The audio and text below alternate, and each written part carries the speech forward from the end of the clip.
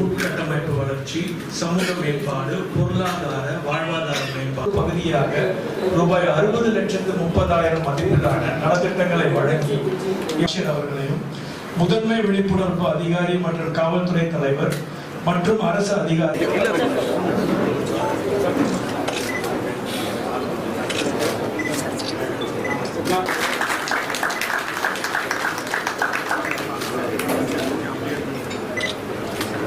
கோரிக்கை வைத்திருக்கிறேன். வாய்ப்பு கிடைக்கும் பொழுது புரட்சித் தலைவருடைய பெயரை இந்த நிறுவனத்திற்கு சூட்ட வேண்டும் என்று கோரிக்கை வைத்திருக்கிறேன். தொழில்துறை அமைச்சரும் அதை பரிந்துரை செய்து அந்த எங்களுடைய கோரிக்கை நிறைவேற்றிக் கொடுக்க வேண்டும் என்று கேட்டுக்கொள்கிறேன். என்று சொன்னால், தலைவர் காலத்தில் தான் சிறிய ஒரு நிறுவனமாக தொடங்கப்பட்டது. இன்று மிகப்பெரிய ஒரு ஆலமரம் போல் வளர்ந்து பல ஆயிரக்கணக்கான தொழிலாளர்களுடைய வாழ்விலே ஒளியேற்றக்கூடிய இந்த நிறுவனம் தலைவருடைய பெயரை நினைவுகூறுகின்ற வகையில் அது இருக்க வேண்டும் என்று நாங்கள் முதலமைச்சரிடத்தில் கோரிக்கை வைத்திருக்கிறோம்.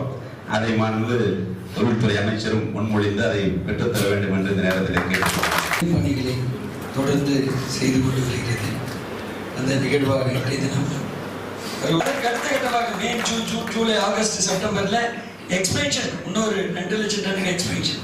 இப்ப எம்ஜிஆரோட கைராசி இந்த காகித நிறுவனம் வளர்ந்து கொண்டே இருக்கு.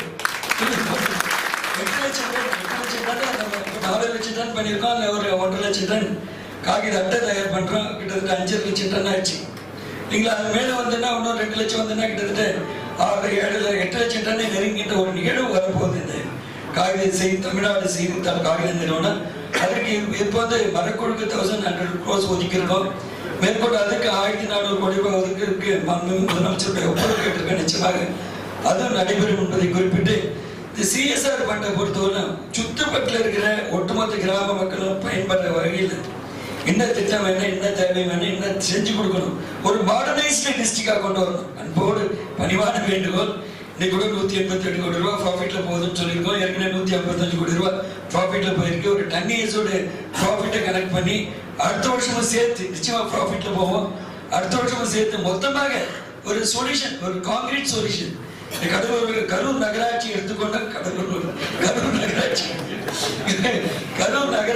கரூர் நகராட்சி முற்றிலும் சுற்றுச்சூழல் பாதுகாக்கப்பட்ட ஒரு நகராட்சியாக வர வேண்டும்.